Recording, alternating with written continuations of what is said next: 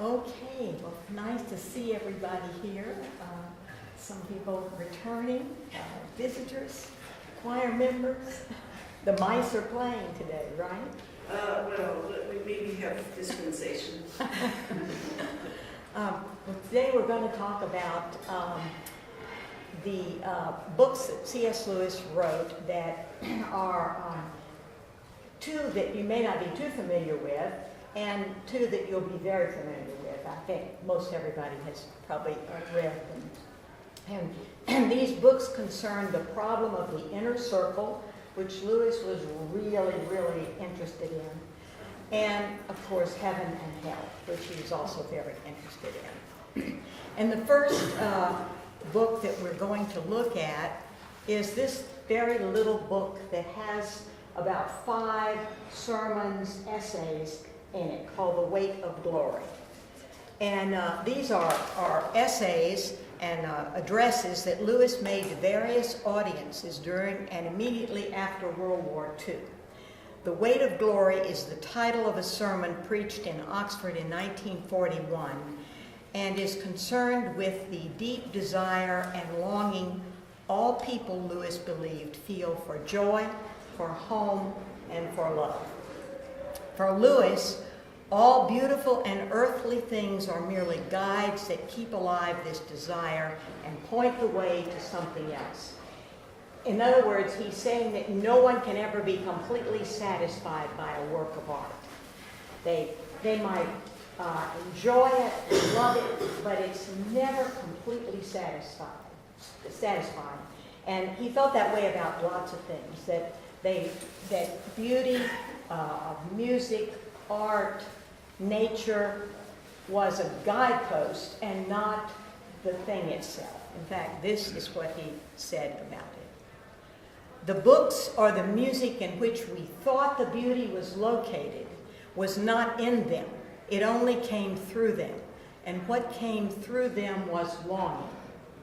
The scent of a flower we have not found, the echo of a tune we have not heard, news from a country we have never yet visited.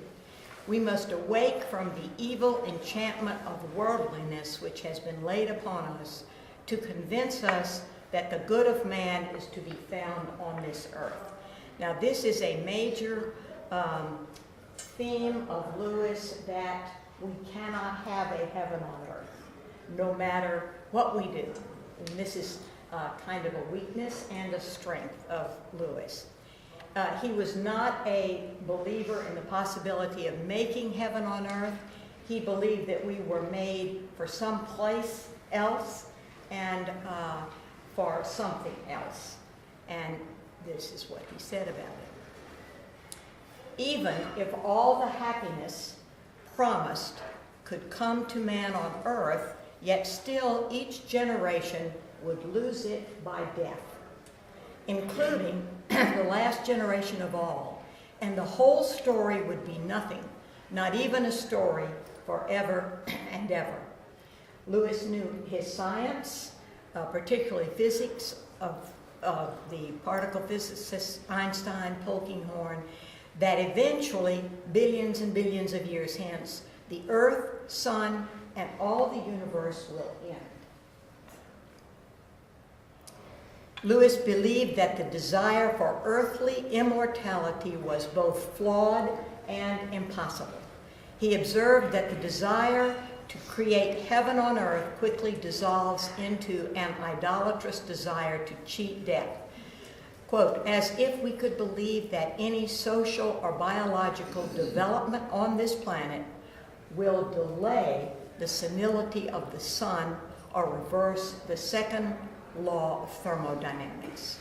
And the second law of thermodynamics is entropy, decay, and the end of all matter.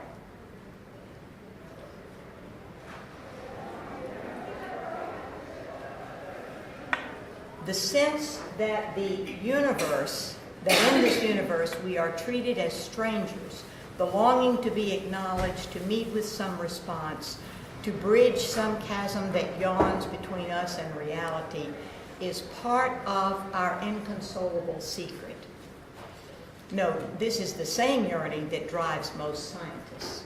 That is, to explore and bridge the gap between human consciousness and reality. So, in this sermon called The Weight of Glory, what is the weight of glory that Lewis is talking about?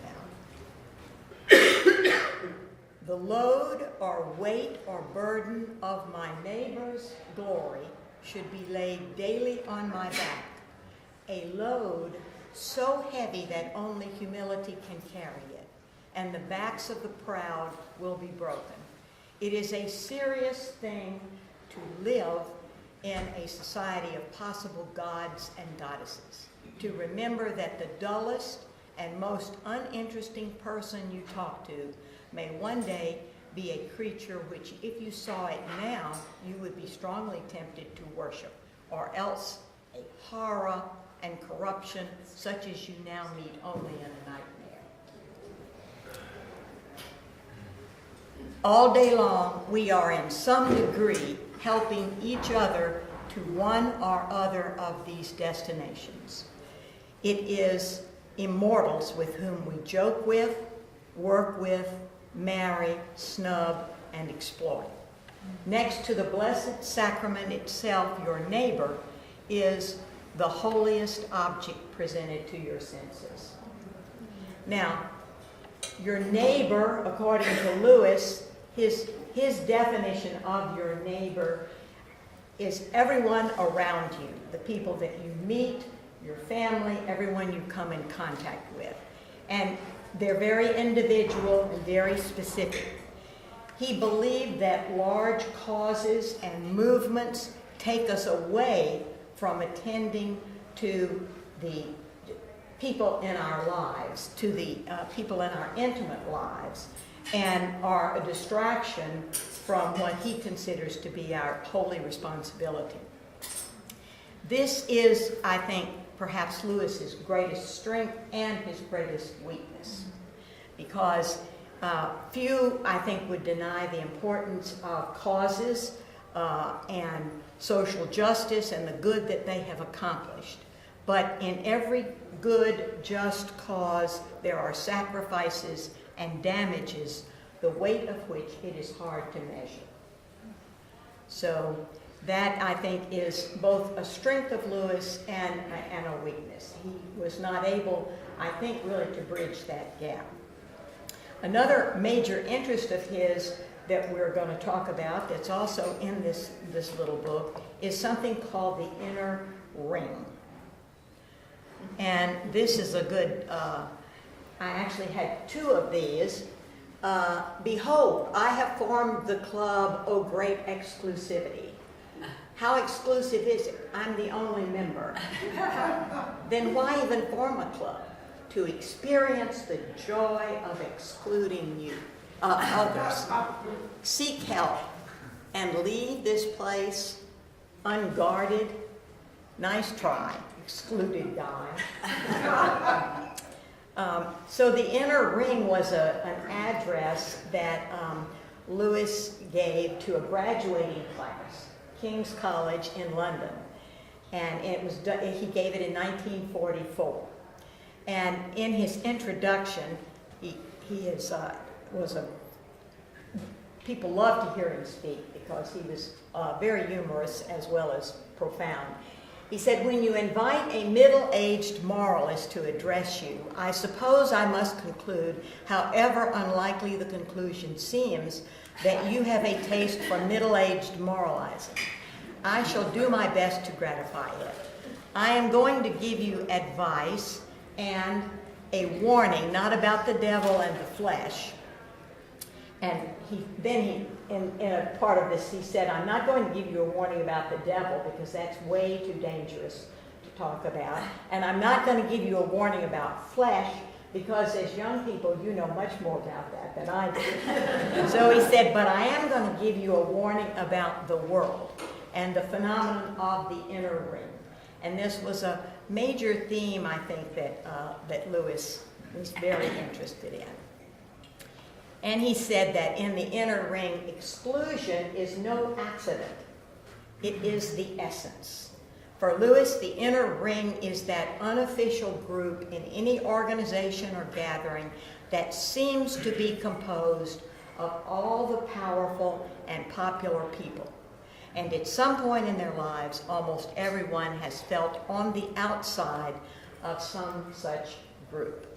And all we have to do is think back to our school days. Children are very good at this activity of exclusion.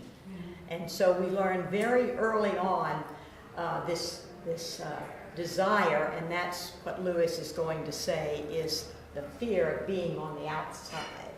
The inner ring is not necessarily evil. Friendships are made and competent people do gather together. But the desire which draws us into inner rings is another matter. A thing may be morally neutral, and yet the desire for that thing may be dangerous. It is one of the factors which go to make up the world as we know it. This whole pell-mell struggle of competition, confusion, graft, disappointment, and advertisement. And Lewis believed that it was much better to seek true happiness. True happiness, the quest for the inner ring, will break your heart unless you break it. If in your working hours you make your work your end, and if in your spare time you consort simply with the people you like, you will find you have come unawares to a real inside. This causes perhaps half of all the happiness in the world, and no inner ringer can ever have it. And so this is a picture, I think, of what he's talking about. A little group of people who are doing what they love, being with people that they love, and enjoying that moment. And so he wants to say is what really matters is being with the people you like, doing the work that you like. And Lewis made this a vivid point in his science fiction book, the third book in the trilogy called That Hideous Strength. And that's what we're going to talk about now, because it's all about the inner ring and the dangers thereof. This third novel in Lewis's science fiction trilogy, the other two are Out of the Silent Planet and Perelandra, involves two parallel stories and journeys by a young husband and wife. Mark is a new professor and Jane is trying to work on her book on Donne. Both are struggling with their marriage and trying to make sense of their lives. This is an absolutely wonderful book, and you might not like it when you read it, but it is absolutely wonderful. And the reason it's wonderful is because it's very realistic. There's nothing till it gets towards the end, and Merlin appears, and all of the fun things start happening. But it's about that junction between real life and the supernatural, something else. And so it's a terrific book. Mark pursues the inner ring at his university, which takes him down a nihilistic path of essentially meaningless chatter and evil behavior. Jane, at the same time, finds herself drawn, albeit unwillingly, to good friends and teachers who are members of St. Anne's, a strange commune in the countryside outside the university. Jane has the gift of visioning the future through her dreams. And so in this book, you see these two young people, one headed in a terrible path in pursuit of the inner ring, and the other sort of stumbling along but trying to find her way. And these are the themes that are in there. The outsider who is desperate to join the inner ring. Mark finally has some insight as he's going along, but it's almost too late. He had a picture of himself, the odious little outsider who wanted to be an insider, drinking in the unimportant confidences as if he were being admitted to the government of the planet. When had he ever done what he wanted, mixed with the people whom he liked, or even eaten and drunk what took his fancy? Another theme is conscience. One's inner conscience is, for C.S. Lewis, is real and exists in everyone. The approval of one's own conscience is a very heady draft, and especially for those who are not accustomed to it. So this happens to Mark in the story. He suddenly does something that his conscience approves of, and it's very powerful for him. The importance of simplicity. Lewis has the view that many of us never really live. We are all somehow in costume or pretending just to please others who we think are important or in the inner ring. And therefore, many are never able to see and enjoy the marvelous and ultimately simple things we see all around us. And here's an example of the kind of simplicity he's talking about. When Jane left the commune at St. Anne's after her second trip there, she felt herself to be in a state of joy. Quotation from Lewis, "She saw from the windows of the train the outlined beams of sunlight pouring over stubble or burnished woods, and felt that they were like the notes of a trumpet. Her eyes rested on the rabbits and cows as they flitted by, and she embraced them in her heart with merry holiday love. She delighted in the occasional speech of the one wizened old man who shared her compartment, and saw as never before the beauty of his shrewd and sunny old mind. Sweet as a nut and English as a chalk down." Lewis loved England, never wanted to leave, only left one time. She reflected with surprise how long it was since music had played any part in her life, and resolved to listen to many chorales by Bach that evening. She rejoiced also in her hunger and thirst, and decided that she would make herself buttered toast for tea. A great deal of buttered toast. Lewis was always concerned with food. He loved to eat, and so there's a lot of food examples in his writing.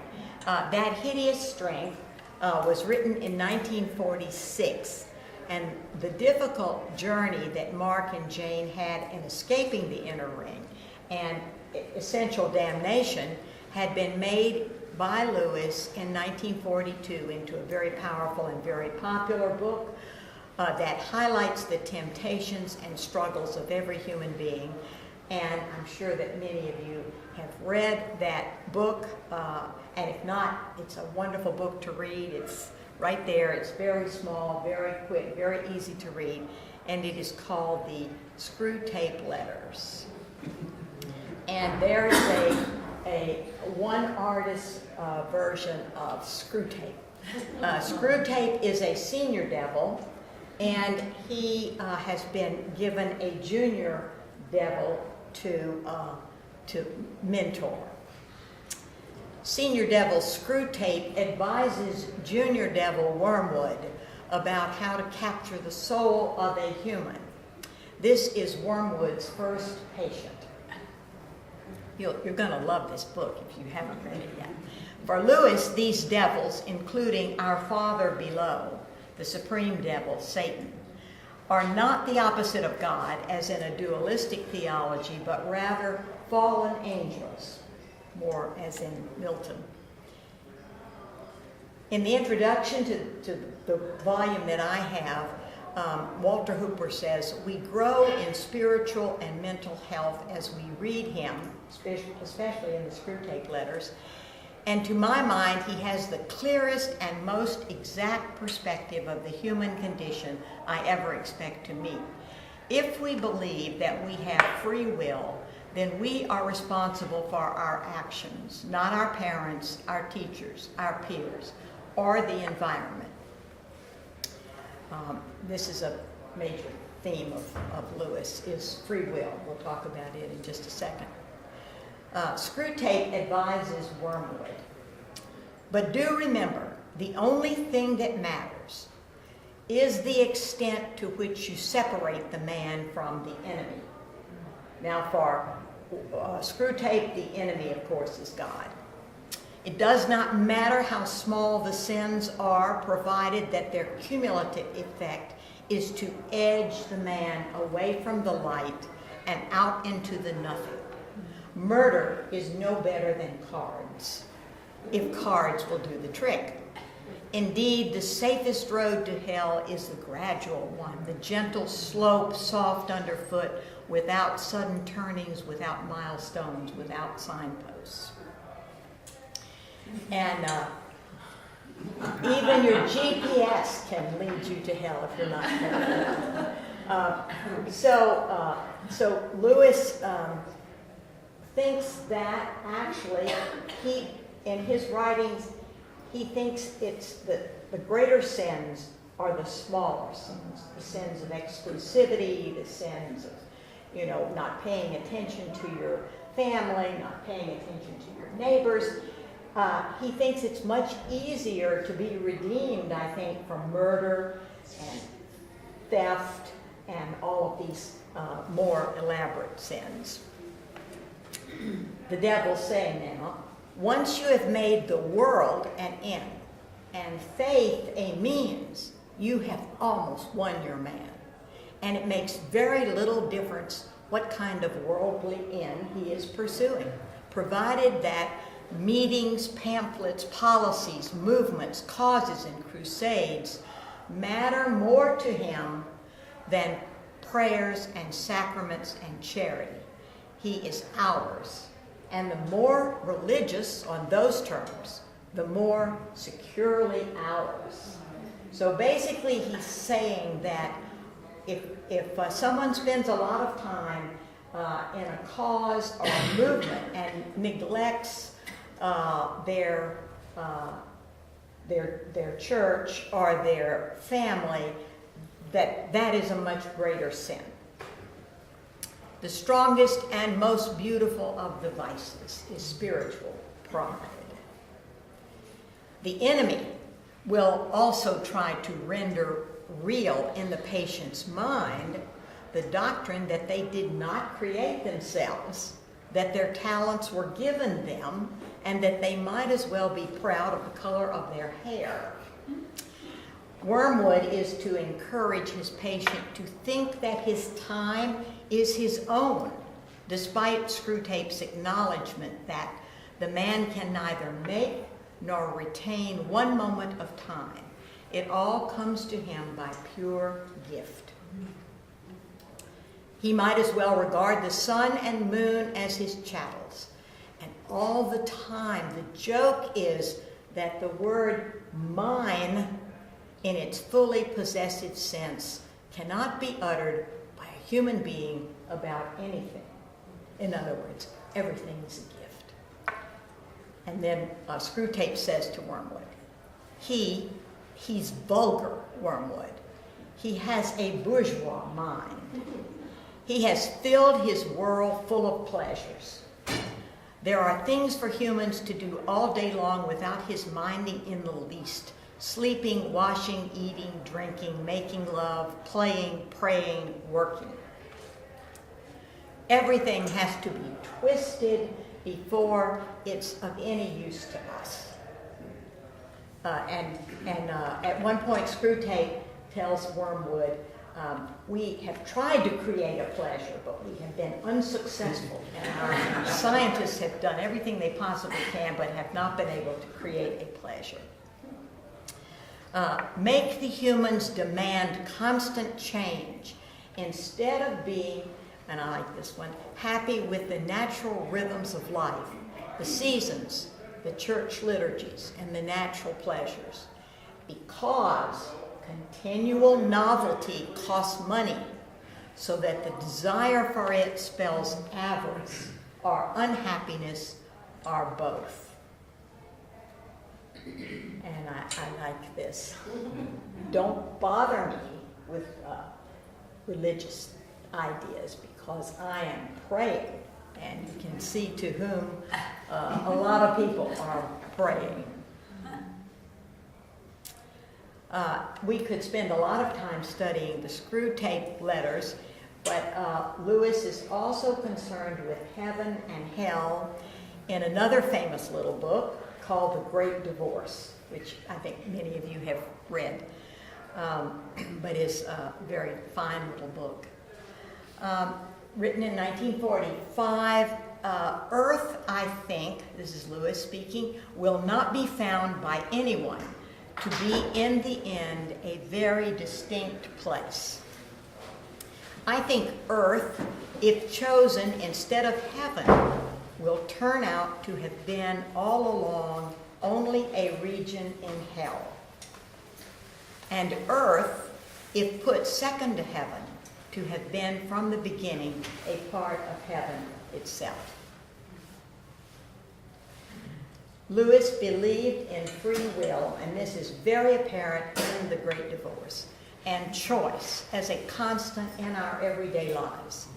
He said that we are living in a world where every road, after a few miles, forks into two, and each of those into two again.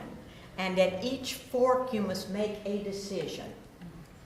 I do not think that all who choose wrong roads perish, but their rescue consists in being put back on the right road. A wrong sum can be put right, but only by going back till you find the error and working it afresh from that point, never by simply going on. Now, a little side note, Lewis was terrible at math, and so I'm sure this, he put this in there because he had to go back many times and correct errors in his math. Now, the story of the Great Divorce is the dream of a young man. And in this dream, the young man, who is Lewis, finds himself in a very gray, dismal, mean, almost deserted town. The city seems empty except for a small crowd gathered at a bus stop. And they are waiting to get on this bus that will take them to heaven. These souls are called ghosts in this book. And they are pale and ephemeral. And when they get to heaven, each will be approached by a bright angel. And they will recognize this angel as someone they knew in their life on earth. And these angels will try to enlighten these lost souls on what they need to do to become angels and solid and filled with joy.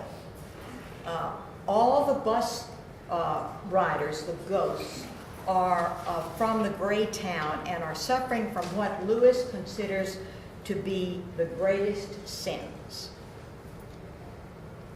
And for Lewis, the greatest sins are pride, self-centeredness, pretense, desiring above all else to be in the inner circle, possessive, consuming behavior masquerading as love.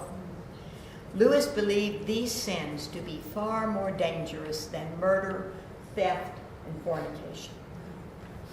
And here are two wonderful examples of these themes. This is one of the first ones in the book, and the ghost is a working man from London who has died, and when he gets to heaven, he meets a comrade, a fellow working man, who is an angel, who is solid and joyful. And this is the dialogue. The ghost says, "I always done my best and I never done nothing wrong. I only want my rights. I'm a decent man. I don't want charity." And he goes on to say, "And I don't want to be in the gray town. I shouldn't be in the gray town. I should be up here in heaven." The angel says, "It isn't exactly true, you know." Mirth danced in his eyes as he said it. The ghost says, "What wasn't true?" asked the ghost sulkily. "Angel, you weren't a decent man, and you didn't do your best." And then my favorite line. We none of us were, and we none of us did. So that was the first episode with the working man. But Lewis wasn't going to just have working people in. He was going to include an Episcopal bishop who was a ghost. And so this Episcopal bishop comes to heaven, and he meets a colleague, and this is their dialogue. And it's 10 pages long in the book.